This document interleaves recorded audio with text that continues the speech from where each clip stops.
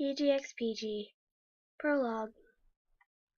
The 28-year-old male sat under a shade tree, staring blankly at a gravestone across him. After a few moments, he reached out and traced the words while mumbling them to himself quietly. Violet Rose Parker, 1987 to 1993. Oh, my baby girl. Tears rolled down his cheeks, and his voice started to crack. Despite this, he began to sing. It was a long, dark December. From the rooftops I remember there was snow, white snow.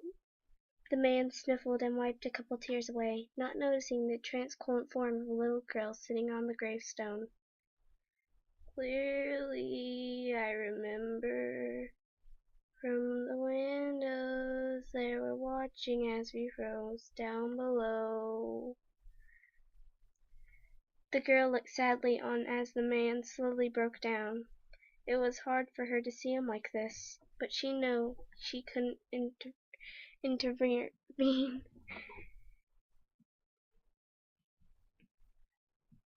The man stopped singing and attempted to recollect himself. It was nearly midnight, nearly time for him to leave. He didn't want anyone to notice that he had been crying. He hated pity. He took deep breaths and stood shakily, his long, dark purple hair waving in the soft breeze. The girl knew he was leaving, and she couldn't stop him. But oh, how she wanted to. She wanted to hug him, kiss him, at least tell him one last time that she loved him. In her short life, she never understood why he was so strange. Now she did, but it was too late for her to go back now. All she could do was watch him leave, helplessly singing the final line with tears of her own threatening to fall. If you love me, why don't you let me know?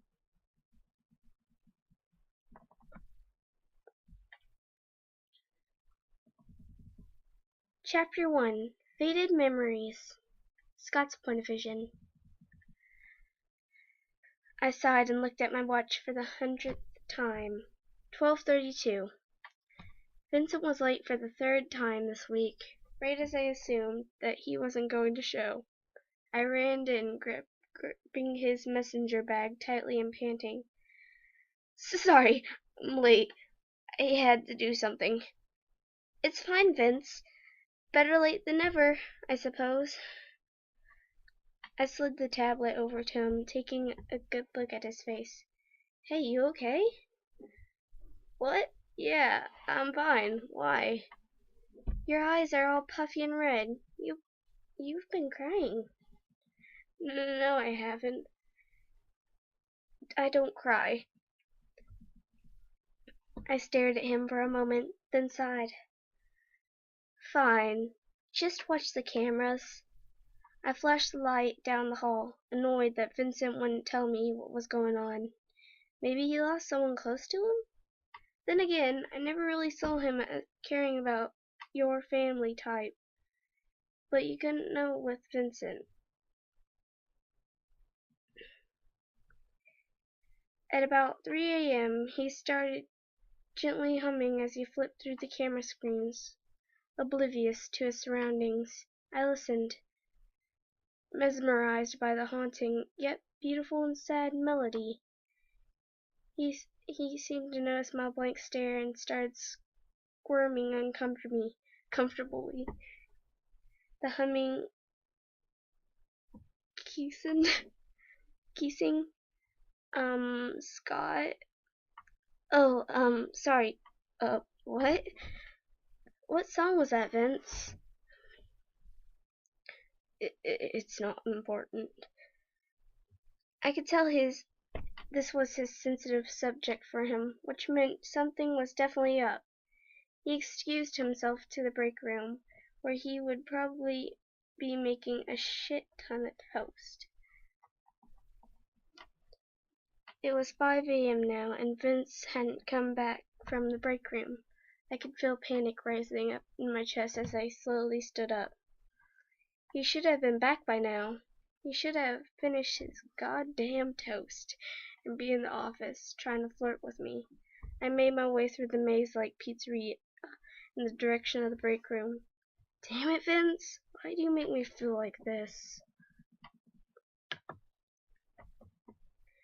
Chapter 2. Say It Ain't So. Vincent's point of vision. I rotated the switchblade in my hand slowly, ignoring the occasional cut it would give me in the process. I didn't care anymore what people said. I was supposed to die. That was my purpose. I never meant to kill those kids. I just wanted to teach them a lesson. They hurt my baby girl. They paid the price, and now I'm just as heartless as my mother was. I swore myself I would never follow in her footsteps, and look where that got me. Another wave of emotion hit me, but it wasn't sadness. It was pure anger and hatred towards myself. I gripped the knife tightly and aimed it at my chest. Do you see now, Vincent? Do you see the monster you become? There were heavy footsteps coming, but I didn't care. I wanted to die. I had to die, die, die. With a yell, I raised the knife as the door burst open.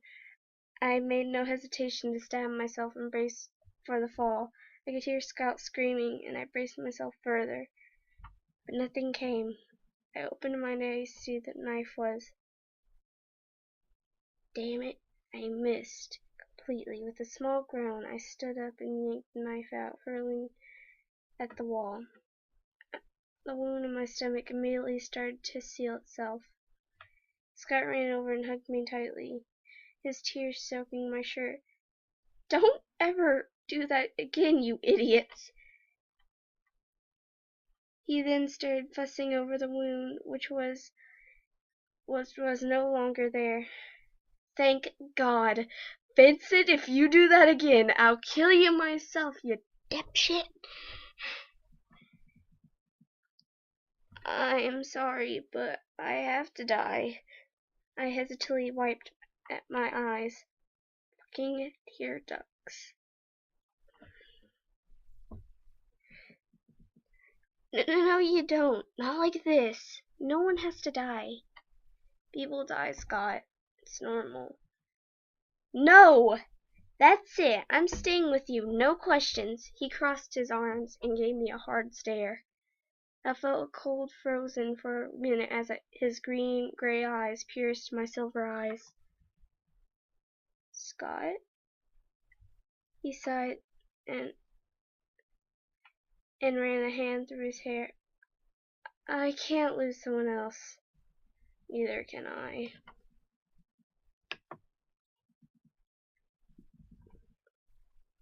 Scott's point of vision. The 6 a.m. chime echoed through the building as I led Vincent back to the office so that we could grab our things. Unfortunately, this wasn't like the first time he attempted to harm himself.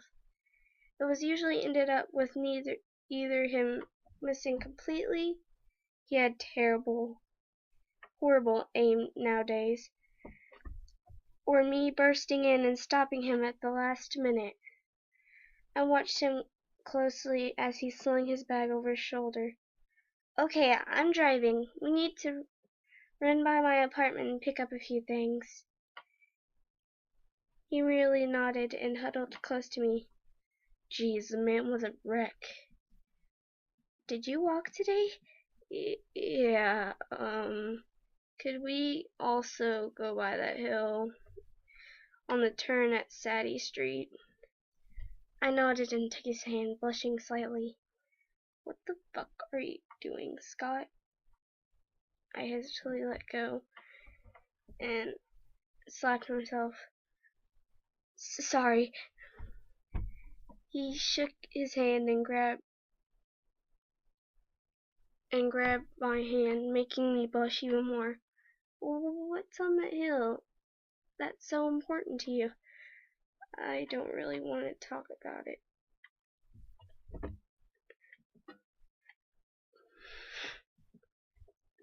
I had a feeling it had to do with his strange behavior, so I nodded and walked out into the cool November air.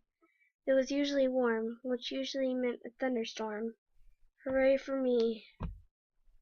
Vincent must have sensed my unease, because he gently squeezed my hand, which somewhat calmed me. Time skip. Okay, make another left here. No, left. I groaned as I made another wrong turn. Where the hell do you even live? We're in the middle of a fucking dead zone. Well, if maybe you'd listened to my directions, we'd already be at my house. Just shut up and tell me what street you live on. He rolled his eyes and sat in the passenger seat. Half Moon Drive. After a couple more wrong turns, plenty of whispered cursing from both Vincent and me, we finally made it to the right street. It was a nice, calm, residential area with a lot of good-sized houses. It's at the end of cul-de-sac. You can't miss it. Damn, he was right. His house was huge. It was painted a pretty blue color and it had stepping stones leading up to the porch. I stepped out of the car and he stared in awe as I gathered my things from the trunk. Vincent took a glare at me and chuckled. So, do you like my humble abode? Dude, I haven't even seen the inside, and I love it. If you want, we could live here. I mean, it's big for one person. You'd have your own bedroom, bathroom, even a media if you wanted, of course. Vince, I stopped for a minute. He was asking me if I wanted to live with him, like we were a couple. Oh God. I don't know. I think we need some time to think it out. He nodded, understanding, but I could see a flash of hurt in his eyes. Right, if it's fine. If you don't want to, though, totally up to you. He stared up the driveway, motioning for me to follow. I did so, rolling my suitcase along and clutching my foam mask to my chest. I had stopped wearing it to work, but I still wore it sometimes when there were large crowds around. He swung open the door and bowed like a butler. I giggled a bit. Never in the time had I known him he acted like this. I walked into some kind of parlor and looked around as Vincent closed the door gently. God, it was beautiful. On the left was an elegant spiral staircase leading up to the second floor. But on its right was a wide doorway that led to what I assumed the living room. It's amazing, Vince. I suppose so. It does get lonely with how big it is.